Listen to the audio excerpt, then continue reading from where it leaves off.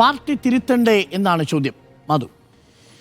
തിരുത്തുമെന്ന് party പ്രഖ്യാപിച്ചിട്ടുണ്ട്. അത് വലിയൊരു പ്രഖ്യാപനമാണ്, അത് വലിയൊരു പ്രതീക്ഷയുമാണ്. നമുക്കല്ല, അത് പാർട്ടിയുടെ അണികൾക്ക് തന്നെയാണ്. ഒരുപാട് മനുഷ്യർ ചോരയും ജീവനും ഒക്കെ കൊടുത്തുണ്ടാക്കിയ ഒരു പ്രസ്ഥാനമാണ്. അതിനോട് കടപ്പാടും അതിനോട് ഇപ്പോഴും പ്രതിബദ്ധതയും ഉണ്ടെങ്കിൽ അങ്ങനെ ആകാം, വേണമെങ്കിൽ എന്നതാണ് എൻ്റെ ടേക്ക്. അതിൽ തോൽക്കില്ല എന്നതിൽ നിന്ന് എങ്ങനെ തോറ്റു എന്നൊരു ചർച്ച ചെയ്തു കളയാം എന്നൊരു മനസ്ഥിതിയിലേക്ക് എത്തിയിട്ടുണ്ടെങ്കിൽ അത് വലിയ പ്രതീക്ഷ തന്നെയാണ് എന്ന് വിചാരിക്കുന്നു. പക്ഷേ നോക്കൂ, ഇപ്പം ഞാൻ ഇതിൻ്റെ ഒരു പഴയ കാര്യങ്ങളിലേക്കുള്ളൊരു ഓഡിറ്റിന് പോകുന്നതിനപ്പുറത്ത് അതിനുശേഷം സംഭവിച്ച ചില കാര്യങ്ങളെക്കുറിച്ച് കൂടി പറഞ്ഞു പോകാമെന്നാണ് വിചാരിക്കുന്നത്. ഒന്ന്, കോൺഗ്രസിന് വോട്ട് ചെയ്ത മനുഷ്യർ വിഡ്ഢികളാണ് എന്നൊരു പരാമർശമുണ്ടായി. കഴിഞ്ഞ ദിവസം എം മണിയുടെ മറ്റൊരു പ്രസ്താവനയെക്കുറിച്ച് പറഞ്ഞപ്പോൾ അദ്ദേഹം തിരുത്തി എന്നൊരു ന്യായീകരണം ഉണ്ടായിരുന്നു.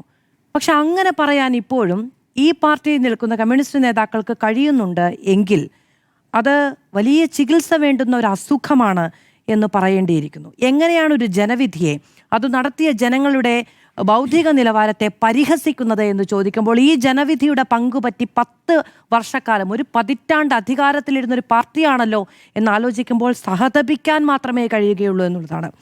മുതിരുംതോറും കമ്മ്യൂണിസ്റ്റ് ബോധ്യം കൂടുതലുണ്ടാകുമെന്നൊക്കെയാണല്ലോ സാധാരണഗതിയിൽ പറയുക. അപ്പോൾ എങ്ങോട്ടാണ് ഈ മുതിരൽ എന്നതിനെക്കുറിച്ച് എനിക്ക് ആശങ്കയുണ്ട്. 2, പാലക്കാട് ഇന്നലെ പിഷാരടിയുടെ റോഡ് ഷോ നടക്കുന്ന സമയത്ത് എന്തൊക്കെയായിരുന്നു അദ്ദേഹത്തിൻ്റെ വിശദീകരണങ്ങൾ? അദ്ദേഹം അരസംഖ്യയാണ്, അദ്ദേഹം രാഷ്ട്രീയ ബോധ്യമില്ലാത്ത ആളാണ്, അദ്ദേഹം കോമാളിയാണ്, അദ്ദേഹം ദുർബലനായ സ്ഥാനാർത്ഥിയാണ്. എന്നിട്ട് ആ ദുർബലനായ സ്ഥാനാർത്ഥി ഒരു സീറ്റ് അവിടെ റോഡ് ഷോ നടത്തുമ്പോൾ ജില്ലാ പാർട്ടി ഓഫീസിൽ നിന്ന് കല്ലെടുത്തെറിയാണ്. തിരിച്ചാണ് സംഭവിച്ചത്. മുസ്ലിം ലീഗിന്റെ ഒരു പ്രവർത്തകൻ പാർട്ടി ഓഫീസിലേക്ക് എറിഞ്ഞു. അത് പാർട്ടി ഓഫീസിലേക്ക് ആ കോമ്പൗണ്ടിൽ നിന്നാണ് കോമ്പൗണ്ടിലേക്കാണ്. പിഷാരടിയുടെ കൂടെ ഉണ്ടായിരുന്ന ആളാണ്. വിഷ്വൽ വളരെ വ്യക്തമായി വന്നു. ശരി, ആയിക്കോട്ടെ. അവിടെ നിന്ന് ആ കല്ല് വരുന്നതാണ് കണ്ടത്.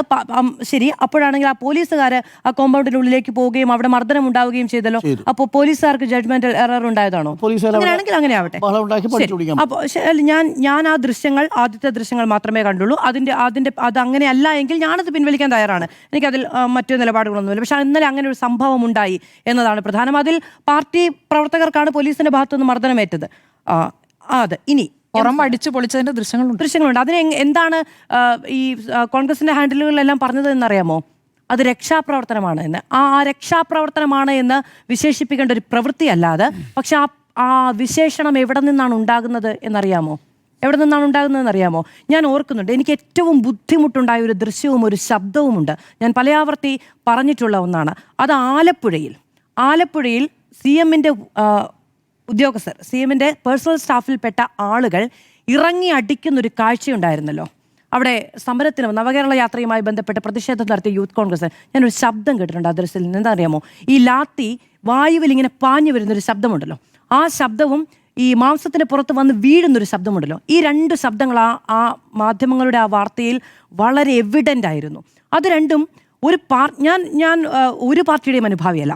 അതൊരു മനുഷ്യന് താങ്ങാൻ കഴിയുന്നതിനപ്പുറത്തുള്ള ഒരു ശബ്ദവും ഒരു കാഴ്ചയുമായിരുന്നു. മനുഷ്യൻ്റെ മാംസത്തിന് പുറത്തേക്ക് അധികാരത്തിൻ്റെ ലാത്തി വന്ന് വീശുന്നത്, അതൊരുപാട് കണ്ടിട്ടും കേട്ടിട്ടും കൊണ്ടിട്ടുമുള്ളവരാണ് കമ്മ്യൂണിസ്റ്റുകളെങ്കിൽ അതിനെ തള്ളി പറയാനെന്ന് കഴിഞ്ഞില്ല. അതിന് രക്ഷാപ്രവർത്തനം എന്ന വിളിപ്പേരുണ്ടായത് എങ്ങനെയാണ് എന്ന് ഒന്ന് ആലോചിച്ചാൽ കൊള്ളാമെന്ന് തോന്നുന്നു. M സ്വരാജിൻ്റെ ഫേസ്ബുക്ക് പോസ്റ്റ് അത് തുടങ്ങുന്നത് നമ്മൾ ഇന്നലെ പറഞ്ഞതുപോലെ അനർഹമായൊരു തോൽവി എന്നാണ്. ആ തോൽവി അനർഹമാകുന്നത് എങ്ങനെയാണ്? ആ തോൽവി സമ്മാനിച്ചത് ജനങ്ങളാണെങ്കിൽ അനർഹമാകുന്നത് എങ്ങനെയാണ്? ഈ കേഡർ പാർട്ടി വോട്ടുകൾ ചോർന്നതുമായി ബന്ധപ്പെട്ട ആരോപണങ്ങളൊക്കെ ഉണ്ടാകുന്നുണ്ട്. ആ സമയത്ത് ആ തെറ്റുണ്ടായത് നേരത്തെ എം മണി വിഡ്ഢികളെന്ന് വിശേഷിപ്പിക്കുന്നു. വടിവത്ത പാർട്ടിയിൽ ഈ പറയുന്ന സത്യാനന്തര കാലത്തിന്റെ വക്താക്കൾ അതിനെ അങ്ങനെ തന്നെയാണ് വിശേഷിപ്പിക്കുന്നത്.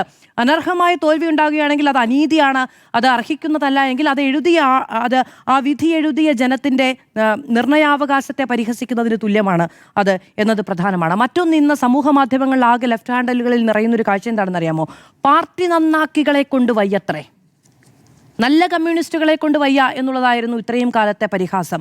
പാർട്ടി നന്നാക്കികളെ കൊണ്ട് വയ്യത്രേ. അപ്പോൾ പാർട്ടിയെ നന്നാക്കാൻ ഉദ്ദേശിച്ചിട്ടില്ല, നന്നാകണം എന്ന് പറയുന്ന, ഈ പാർട്ടി തിരുത്തേണ്ടേ എന്ന ചോദ്യം ചോദിക്കുന്നവരൊക്കെ പാർട്ടി നന്നാക്കികളുടെ പാളയത്തിലേക്ക് പോയി പെടുകയാണ്. അപ്പോൾ അവരെ കൊണ്ട് വയ്യ, അപ്പോൾ നിങ്ങളങ്ങ് നന്നാക്ക്. ഇത്രയും കാലം നന്നാക്കിയ കുറച്ച് ആളുകളുണ്ടല്ലോ, അവരും ഒത്തുകൂടിയിരുന്നങ്ങ് നന്നാക്കട്ടെ എന്നാണ് എനിക്കതിൽ പറയുന്നത്. നോക്കൂ, ഇപ്പോൾ നമ്മൾ കമ്മ്യൂണിസ്റ്റ് ചരിത്രം നോക്കുകയാണെങ്കിൽ നമുക്കറിയാം, ആലപ്പുഴയിലടക്കം VS അച്യുതാനന്ദൻ്റെ ജീവചരിത്രമുണ്ടല്ലോ. അതിലൊക്കെ പറഞ്ഞു കേൾക്കുന്ന, നമ്മളത് വായിക്കുന്ന സമയത്തൊക്കെ നമ്മുടെ മനസ്സിലേക്ക് വരുന്ന കുറേ പിക്ചറുകളുണ്ട്. അത് പകലന്തിയോളം പണിയെടുത്തിട്ട് ഈ പറയുന്ന കമ്മ്യൂണിസ്റ്റ് പ്രസ്ഥാനത്തിൻ്റെ ആശയ ആദർശങ്ങൾ സാധാരണക്കാരായ മനുഷ്യരോട് ഒറ്റത്തോർത്ത് മുടുത്ത് വന്നിരുന്ന് എവിടെയെങ്കിലും ഒരു തെങ്ങിൻ്റെ ചുവട്ടിലോ അല്ലെങ്കിൽ മറ്റെവിടെയെങ്കിലും മറയുള്ളിടത്തോ വന്ന് നിന്ന് ഇത് കേൾക്കുകയും സ്വാതന്ത്ര്യത്തെക്കുറിച്ചും മനുഷ്യാവകാശത്തെക്കുറിച്ചും ഞാനത് ആ വാക്ക് ആവർത്തിച്ച് പറയാൻ ആഗ്രഹിക്കുന്നു, മനുഷ്യാവകാശത്തെക്കുറിച്ചും ബുദ്ധിയുള്ള മനുഷ്യർ, വായനയുള്ള മനുഷ്യർ പറഞ്ഞത് കേട്ട് മനസ്സിലാക്കിയ ആശയധാരയിലേക്ക് വന്ന കുറേ മനുഷ്യർ കൂടിയാണ് ഈ പാർട്ടി എന്ന് പറയുന്നത്. അങ്ങനെയാണ് മാഷ് എന്ന വിളിപ്പേരുണ്ടാകുന്നത്. അവിടെ നിന്ന് ഇപ്പോഴും ഈ പറയുന്ന ആളുകളിലേക്ക് ആ കാലം മാറി മനുഷ്യരുടെ രാഷ്ട്രീയ ബോധ്യമെന്നത് വളർന്നു. അവിടെ നിങ്ങളുടെ ഈ പറയുന്ന ലെക്ചർ ഇപ്പോഴും വേണമെന്നില്ല. കണ്ണിന് മുന്നിൽ കാണുന്നതും കാതിൽ കൊണ്ട് കേൾക്കുന്നതും കുറച്ചുകൂടി നല്ല രാഷ്ട്രീയ ബുദ്ധിയോടെ മനുഷ്യൻ മനസ്സിലാക്കുന്നുണ്ട് എന്ന് തിരിച്ചറിയുക എന്നത് വളരെ പ്രധാനമാണ്. ഇപ്പം നോക്കൂ, ഈ പറയുന്ന കാര്യങ്ങൾ ഇന്ന് നമ്മൾ ഈ ചർച്ചയിൽ പറഞ്ഞ കാര്യങ്ങളുണ്ടല്ലോ, ഈ കാര്യങ്ങളൊക്കെ ഇതേ ടേബിളിൽ ഇതിനു മുൻപ് ചർച്ചയിൽ വന്നിട്ടുണ്ട്. ഇതിൻ്റെ തലേ ദിവസം വരെ അതൊക്കെ വീഴ്ചകളാണ്, അതൊക്കെ തെറ്റാണ് എന്ന് ആരെങ്കിലും, ഞാൻ ഈ ടേബിളിൻ്റെ കാര്യം മാത്രമല്ല പറയുന്നത്, ആരെങ്കിലും ഒന്ന് സമ്മതിച്ചു തരുമായിരുന്നോ?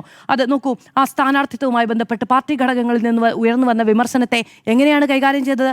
അത് വിമർശനം എന്ന നിലയ്ക്ക് പരിഗണിക്കാൻ തയ്യാറായിരുന്നു എന്നൊരു ചോദ്യമില്ലേ? ടി.കെ. ഗോവിന്ദനെ പോളിംഗ് ബൂത്ത് സന്ദർശിക്കാൻ എത്തുന്ന സമയത്ത് കൂവിത്തോൽപ്പിച്ച ഒരു കൂട്ടമുണ്ടല്ലോ. അദ്ദേഹം ഈ പറയുന്ന പാർലമെന്ററി വ്യാമോഹിയായിരുന്നില്ലേ? എങ്ങനെയാണ് പാർലമെന്ററി വ്യാമോഹിക്ക് വോട്ട് കുത്താമെന്ന് പാർട്ടി കേഡറുകൾ തീരുമാനിച്ചത് എന്ന് ചിന്തിക്കണ്ടേ? അപ്പോൾ ഇതൊക്കെ ഈ തലേ ദിവസം വരെ തിരുത്തട്ടെ, പക്ഷെ തലേ ദിവസം വരെ ഇത് തെറ്റാണെന്ന് ചൂണ്ടിക്കാണിക്കാൻ ഈ പാർട്ടിയിൽ ആരും ഉണ്ടാകാതെ പോയത് എങ്ങനെയാണ്? അത് തെറ്റാണെന്ന് ചൂണ്ടിക്കാണിക്കുന്നവരൊക്കെ വർഗ്ഗവഞ്ചകരായി മാറിയത് എങ്ങനെയാണ്? അവരൊക്കെ പാർലമെന്ററി വ്യാമോഹികളാകുന്നത് എങ്ങനെയാണ്? ഒരു കമ്മ്യൂണിസ്റ്റ് നല്ല കമ്മ്യൂണിസ്റ്റ് ആണെങ്കിൽ ഒന്നെങ്കിൽ തോൽക്കണം, അല്ലെങ്കിൽ മറ്റൊരു പാർട്ടിയിൽ പോകണം, അല്ലെങ്കിൽ മറ്റൊരു മരിച്ചു പോകണം എന്ന് പറയുന്നുണ്ടായിരുന്നല്ലോ. അപ്പോൾ ആ നിലയ്ക്ക് എങ്ങനെയാണ് പാർട്ടി നന്നാക്കികളെ പറഞ്ഞുകൊണ്ടിരുന്നത്? അപ്പോൾ അങ്ങനെ ഈ ഒരു വിമർശന ശബ്ദത്തെയും എതിരഭിപ്രായം ശരി പോകട്ടെ, രാഷ്ട്രീയ താല്പര്യങ്ങളുണ്ടെന്ന് തള്ളിക്കളയാം, ഒരു വിമർശനത്തെ പോലും ഉൾക്കൊള്ളാൻ കഴിയാത്ത പടച്ചട്ടകൾ ഉണ്ടാക്കി വിട്ടത് എന്തിനാണ്? അതുകൊണ്ടുണ്ടായ ലാഭം എന്താണ് എന്നൊന്ന് ചിന്തിച്ചാൽ കൊള്ളാം. അത് നോക്കൂ, വി കുഞ്ഞികൃഷ്ണനെ പാർട്ടിയല്ലേ ആ ചുമതല ഏൽപ്പിച്ചത്? ഓഡിറ്റ് ചെയ്യാൻ പാർട്ടിയല്ലേ ഏൽപ്പിച്ചത്? ഒട്ടും വിശ്വാസമില്ലാത്തൊരു കള്ളനെ താക്കോലേൽപ്പിക്കുന്നത് പോലെയാണോ ഫണ്ട് ഓഡിറ്റുമായി ബന്ധപ്പെട്ട് വി കുഞ്ഞികൃഷ്ണനെ ഉത്തരവാദിത്തം പാർട്ടി ഏൽപ്പിച്ചു കൊടുത്തത്? എന്നിട്ട് ആ മനുഷ്യനെയല്ലേ കള്ളൻ എന്ന് വിളിച്ചത്? പാർട്ടിക്കുള്ളിൽ പറഞ്ഞില്ലേ? പാർട്ടിക്കുള്ളിൽ പറയാതെ ആദ്യത്തെ ദിവസം മാധ്യമങ്ങളെ വിളിച്ച് എവിടെയെങ്കിലും പോയി ചർച്ചയ്ക്കിരിക്കുകയാണോ ചെയ്തത്? അല്ല, പാർട്ടിക്കുള്ളിൽ എത്രയോ തവണ പറഞ്ഞിട്ടുണ്ട്. എത്രയോ തവണ പറഞ്ഞ് പരിഹരിക്കപ്പെട്ടിട്ടും അദ്ദേഹം മാപ്പ് പറഞ്ഞു എന്ന് പിന്നീട് പാർട്ടി വിശദീകരിക്കുന്നത് കേട്ടു. ശരി, അതങ്ങനെ നടക്കട്ടെ. എന്നിരുന്നാൽ പോലും നിങ്ങളോട് പറയേണ്ടതില്ല എന്ന് പാർട്ടിയുടെ ജില്ലാ സെക്രട്ടറി മാധ്യമ പ്രവർത്തകരെ വിളിച്ച് പറഞ്ഞില്ലേ? നിങ്ങൾ എന്ന് പറയുന്നത് ആരാണ്? മാധ്യമപ്രവർത്തകർ മാത്രമാണോ? നിങ്ങൾ എന്ന് പറയുന്ന അപ്പുറത്ത് നിൽക്കുന്നത് അറിയാൻ അവകാശമുള്ള എല്ലാവരുമാണ്.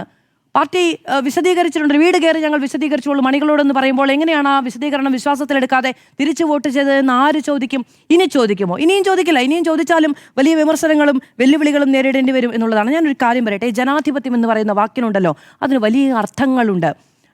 നമ്മുടെ നാട് ഒരു ജനാധിപത്യ സംവിധാനമാണ്. നമ്മൾ GCC രാജ്യങ്ങളിലേക്ക് നോക്കുകയാണെങ്കിൽ അതൊരു ജനാധിപത്യ സംവിധാനമല്ല. അവിടെ വികസനത്തിന് വില കുറവുമുണ്ടോ? വികസനത്തിന് പാലത്തിന് കുറവുണ്ടോ? റോഡിന് കുറവുണ്ടോ? വലിയ വലിയ കെട്ടിടങ്ങൾക്ക് കുറവുണ്ടോ? ജോലിക്ക് കുറവുണ്ടോ? സർക്കാർ വിഭവങ്ങളുടെ വിൽപ്പന ലാഭത്തിൻ്റെ പങ്കിന് കുറവുണ്ടോ? രാജഭരണമാണ്, കൊടുക്കേണ്ടതില്ല. പങ്കിന് കുറവുണ്ടോ? ഇല്ല, ഒന്നുമില്ല.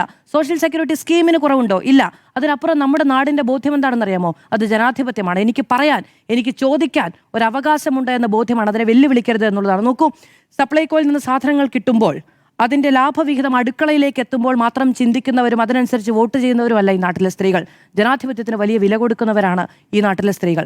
അവിടെ ആ വോട്ട് വിഹിതത്തിൽ വലിയ ചോർച്ചയുണ്ടായിട്ടുണ്ട് എങ്കിൽ അത് ഏറ്റവും അടിസ്ഥാന വർഗത്തോട്. സ്ത്രീകളുടെ ഒരു പ്രത്യേകത എന്താണെന്ന് അറിയാമോ? അവർ വീടുകളിൽ ഇപ്പോഴും ഇത്രയും കാലത്തെ നവോത്ഥാനത്തിന് ശേഷവും വലിയ തോതിൽ അടിച്ചമർത്തപ്പെടുന്നവരാണ്, വലിയ തോതിൽ ഭരിക്കപ്പെടുന്നവരാണ്. അപ്പോൾ ഈ ഭരിക്കപ്പെടുന്നവൻ്റെ ബുദ്ധിമുട്ട് സാധാരണ പൗരനേക്കാൾ ഒരിഞ്ച് ആഴത്തിൽ അറിയുന്നവരാണ് സ്ത്രീകൾ. അവർക്ക് വലിയ ബുദ്ധിമുട്ടുണ്ടാകും ജനാധിപത്യ വിരുദ്ധതയുണ്ടായിട്ടുണ്ടെങ്കിൽ. ചോദിക്കാനുള്ള അവകാശങ്ങൾ അടിച്ചമർത്തപ്പെടുമ്പോൾ വലിയ ബുദ്ധിമുട്ടുണ്ടാകും. അതിനവർ മറുപടി പറയും എന്നൊന്ന് ആലോചിച്ചാൽ കൊള്ളാം. പിന്നെ ഒരു കാര്യമുണ്ട്, ഈ നാടിനൊരു നേരുള്ളത് കൊണ്ടാണ് 102 വോട്ട് 102 സീറ്റ് എന്നൊരു വിധിയെഴുത്തുണ്ടായത് എന്ന് ഞാൻ പറയാൻ ആഗ്രഹിക്കുന്നു. എന്താണെന്നറിയാമോ? അണിയറയിൽ പയറ്റാൻ വെച്ചിരുന്ന ഒരു ഉറുമയുണ്ട്. അത് ഈർക്കിലി വെച്ച് വിളക്കി ചേർത്തതാണ്. അതിൻ്റെ പേര് ന്യൂനപക്ഷ കൺസോൾട്ടേഷൻ എന്നുള്ളതായിരുന്നു. അതെടുത്ത് വീശിയേനെ, അതെടുത്ത് ഈ നാടിൻ്റെ സോഷ്യൽ ഫാബ്രിക്കിന് നേരെ വീശി കീറിക്കളഞ്ഞേനെ. ഇങ്ങനെയല്ലായിരുന്നു വിധിയെഴുത്തെങ്കിൽ അതിനെ ന്യായീകരണം ചമച്ച് അപ്പുറത്ത് വെച്ചിട്ടുണ്ടായിരുന്നു പൊട്ടിക്കാൻ കണക്കിന്. അത് ആ പാളയത്തിലിരുന്ന് പൊട്ടിപ്പോയതാണെന്ന് പറയാൻ ഞാൻ ആഗ്രഹിക്കുന്നു.